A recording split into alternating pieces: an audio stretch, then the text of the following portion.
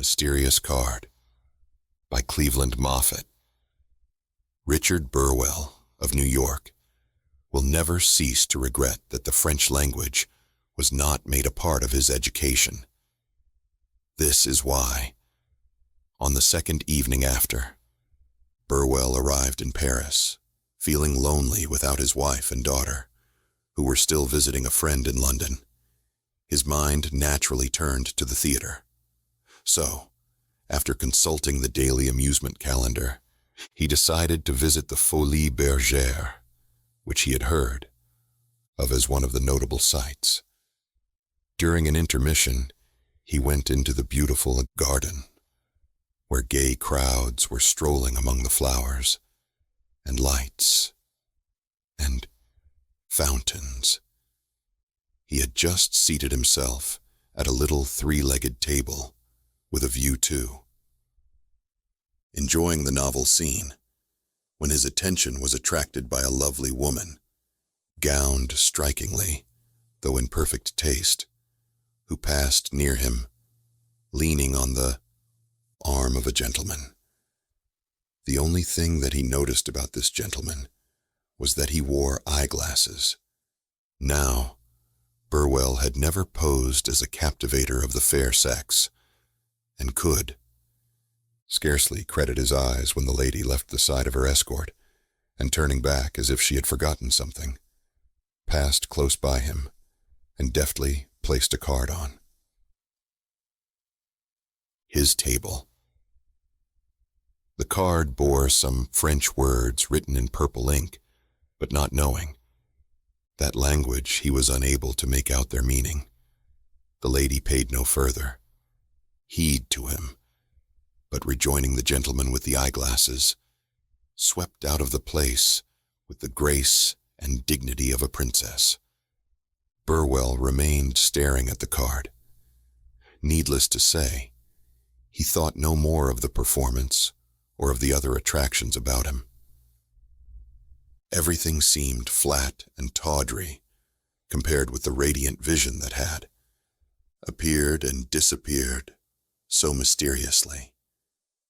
His one desire now was to discover the meaning of the words written on the card. Calling a fiacre, he drove to the Hotel Continental, where he was staying. Proceeding directly to the office and taking the manager aside, Burwell asked if he would be kind enough to translate a few words of French into English. There were no more than 20 words in all. "Why, certainly," said the manager, with French politeness, and cast his eyes over the card. As he read, his face grew rigid with astonishment, and looking at his questioner sharply, he exclaimed, "Where did you get this, monsieur?" Burwell started to explain, but was interrupted by, "That will do. That will do. You must leave the hotel." "What do you mean?" asked the man from New York in amazement. "You must leave the hotel now, tonight, without fail," commanded the manager excitedly. Now it was Burwell's turn to grow angry, and he declared heatedly that if he wasn't wanted in this hotel, there were plenty of others in Paris where he would be welcome. And with an assumption of dignity, but piqued at heart, he settled his bill, sent for his belongings, and drove up the Rue de la Paix to the Hotel Bellevue, where he spent the night. The next morning he met the proprietor, who seemed to be a good fellow and being inclined now to view the incident of the previous evening from its ridiculous side. Burwell explained what had befallen him, and was pleased to find a sympathetic listener. "Why, the man was a fool," declared the proprietor. "Let me see the card. I will tell you what it means." But as he read, his face and manner changed instantly. "This is a serious matter," he said sternly. "Now I understand why my confrère refused to. entertain you. I regret, monsieur, but I shall be obliged to do as he did." "What do you mean?" "Simply that you cannot remain here." With that, he turned on his heel, and the indignant guest could not prevail upon him to give any explanation. "We'll see about this," said Burwell, thoroughly angered. It was now nearly noon, and the New Yorker remembered an engagement to lunch with a friend from Boston, who with his family was stopping at the Hotel de l'Alma. With his luggage on the carriage, he ordered the coacher to drive directly there, determined to take counsel with his countrymen before selecting new quarters. His friend was highly indignant when he heard the story, a fact that gave Burwell no little comfort, knowing, as he did, that the man was accustomed to foreign ways from long residence abroad. "It is some silly mistake, my dear fellow. I wouldn't pay any attention to it. Just have your luggage taken down and stay here. It is a nice, home-like place, and it will be very jolly all being together. But first, let me prepare a little nerve settler for you." After the tow had lingered a moment over their Manhattan cocktails, Burwell's friend excused himself to call the ladies. He had proceeded only 2 or 3 steps when he turned and said, "Let's see that mysterious card that has raised all this row." He had scarcely withdrawn it from Burwell's hand when he started back and exclaimed, "Great God, man! Do you mean to say this is simply—" Then, with a sudden movement of his hand to his head, he left the room. He was gone perhaps 5 minutes, and when he returned, his face was white. "I am awfully sorry," he said nervously. "But the ladies tell me that is, my wife. She has a frightful headache. You will have to excuse us from the lunch." Instantly realizing that this was only a flimsy pretense, and deeply hurt by his friend's behavior, the mystified man arose at once and left without another word. He was now determined to solve this mystery at any cost. What could be the meaning of the words on that infernal piece of pasteboard?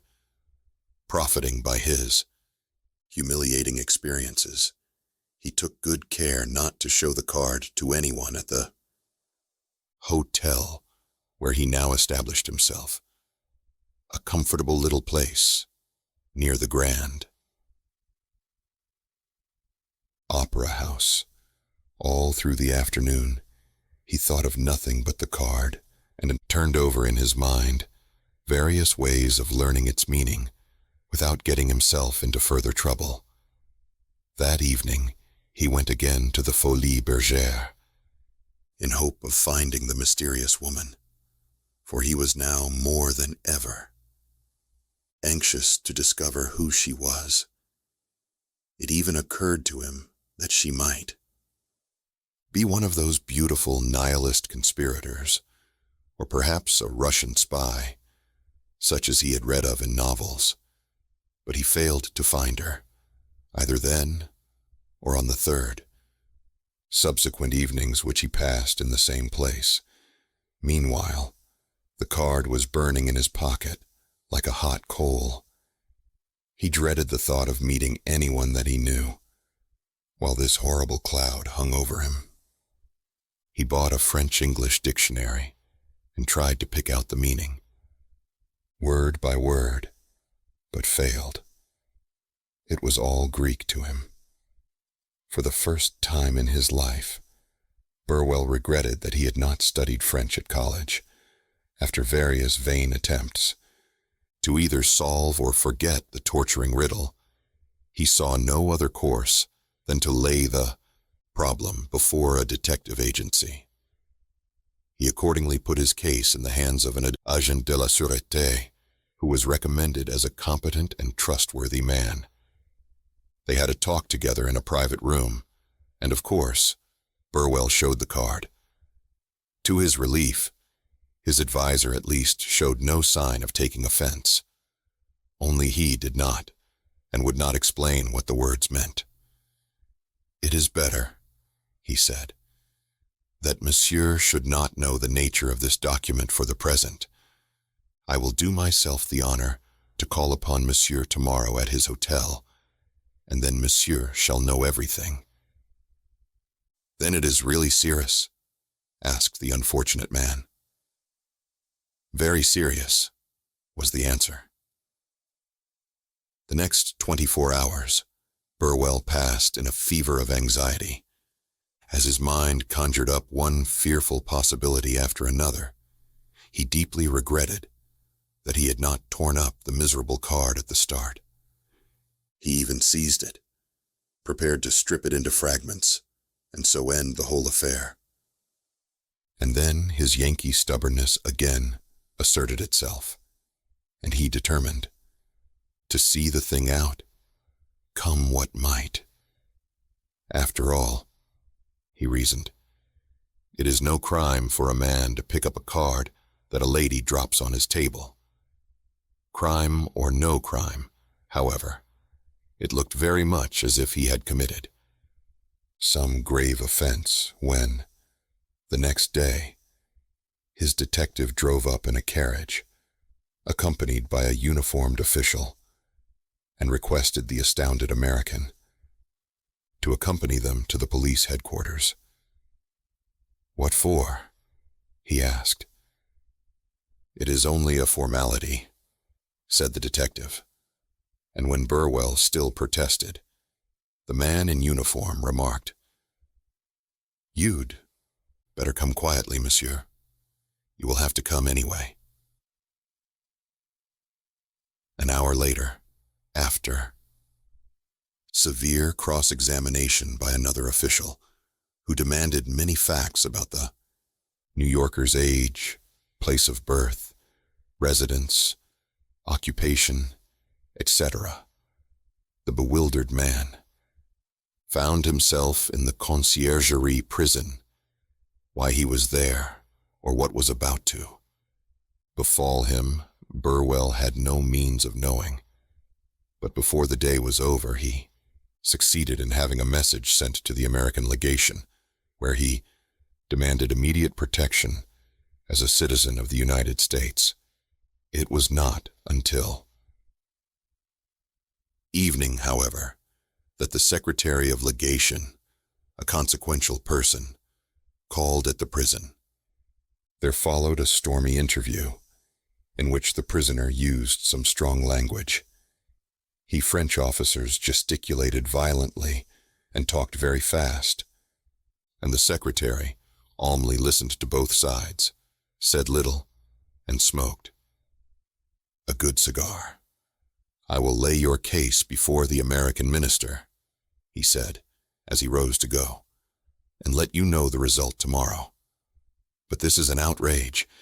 Do you mean to say—" Before he could finish, however, the secretary, with a strangely suspicious glance, turned and left the room. That night, Burwell slept in a cell. The next morning he received another visit from the non-committal secretary, who informed him that matters had been arranged and that he would be set at liberty forthwith. "I must tell you, though," he said, "that I have had great difficulty in accomplishing this, and your liberty is granted only on condition that you leave the country within 24 hours and never under any conditions return." Burwell stormed, raged, and pleaded, but it availed nothing. The secretary was inexorable, and yet he positively refused to throw any light upon the causes of this monstrous injustice. "Here is your card," he said, handing him a large envelope closed with the seal of legation. "I advise you to burn it and never refer to the matter again." That night, the ill-fated man took the train for London, his heart consumed by hatred for the whole French nation, together with a burning desire for vengeance, he wired his wife to meet him at the station, and for a long time debated with himself whether he should at once tell her the sickening truth. In the end, he decided that it was better to keep silent. No sooner, however, had she seen him than her woman's instinct told her that he was laboring under some mental strain, and he saw in a moment that to withhold from her his burning secret was impossible, especially when she began to talk of the trip they had planned through France. Of course, no trivial reason would satisfy her for his refusal to make this trip, since they had been looking forward to it for years. And yet, it was impossible now for him to set foot on French soil. So he finally told her the whole story, she laughing and weeping in turn. To her, as to him, it seemed incredible that such overwhelming disasters could have grown out of so small a cause, and, being a fluent French scholar, she demanded a sight of the fatal piece of pasteboard. In vain her husband tried to divert her by proposing a trip through Italy. She would consent to nothing until she had seen the mysterious card which Burwell was now convinced he ought long ago to have destroyed. After refusing for a while to let her see it, he finally yielded. But although he had learned to dread the consequences of showing that cursed card, he was little prepared for what followed.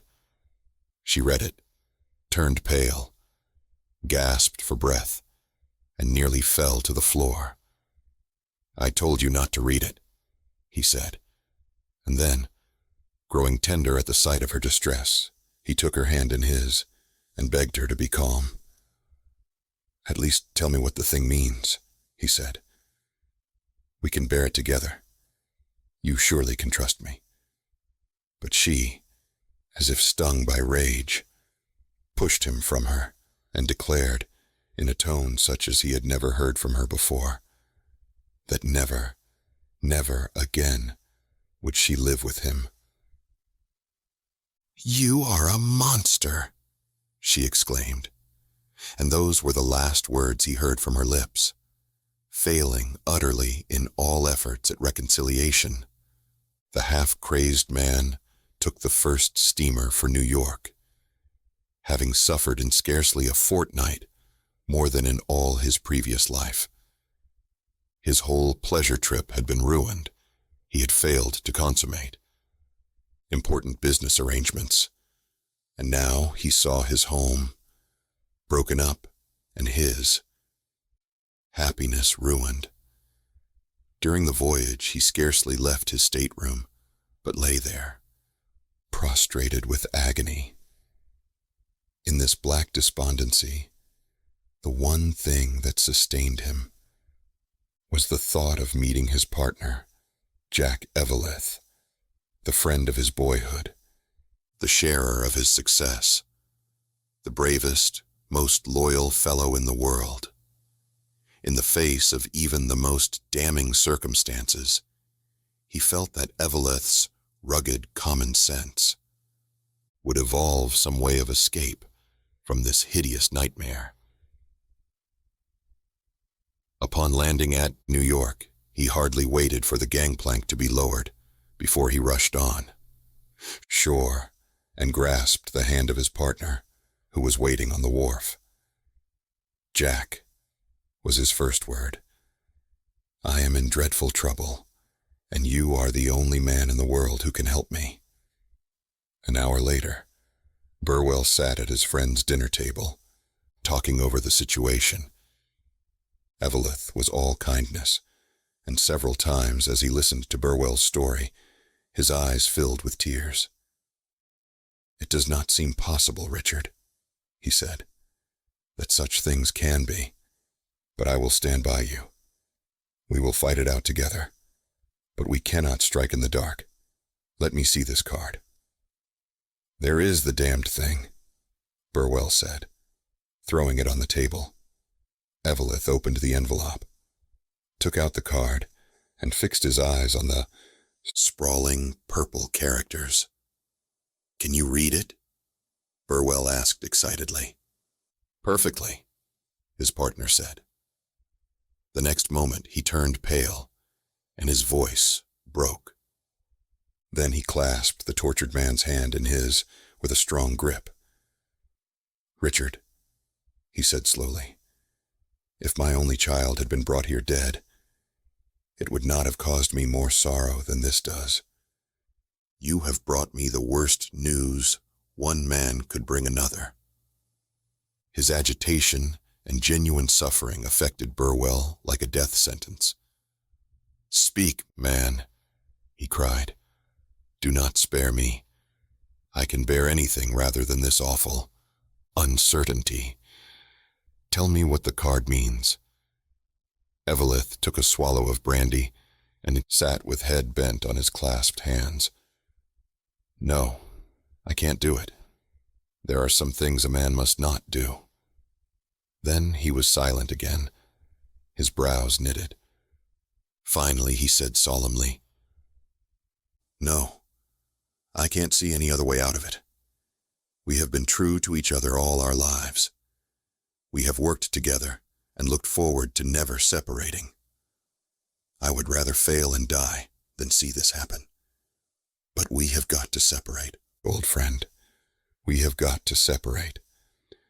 They sat there talking until late into the night, but nothing that Burwell could do or say availed against his friend's decision. There was nothing for it but that Evelyn should buy his partner's share of the business, or that Burwell buy out the other. The man was more than fair in the financial proposition he made.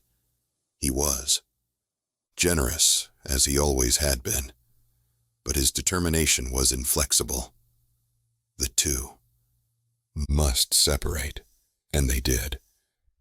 With the old partner's desertion, it seemed to Burwell that the world was leagued against him.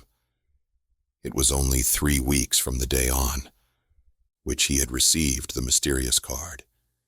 Yet in that time, he had lost all that he valued in the world: wife, friends, and business. What next to do with the fatal card was the sickening problem that now possessed him. He dared not show it, yet he dared not destroy it. He loathed it, yet he could not let it go from his possession. Upon returning to his house, he locked the accursed thing away in his safe, as if it had been a package of dynamite or a bottle of deadly poison. Yet not a day passed that he did not open the drawer where the thing was kept and scan with loathing the mysterious purple scrawl. In desperation, he finally made up his mind to take up the study of the language in which the hateful thing was written. And still he dreaded the approach of the day when he should decipher its awful meaning. One afternoon, less than a week after his arrival in New York, as he was crossing 23rd Street on the way to his French teacher, he saw a carriage rolling up Broadway. In the carriage was a face that caught his attention like a flash. As he looked again, he recognized the woman who had been the cause of his undoing. Instantly he sprang into another cab and ordered the driver to follow after. He found the house where she was living. He called there several times, but always received the same reply, that she was too much engaged to see anyone. Next, he was told that she was ill, and on the following day the servant said she was much worse. 3 physicians had been summoned in consultation. He sought out one of these and told him it was a matter of life or death that he see this woman. The doctor was a kindly man and promised to assist him.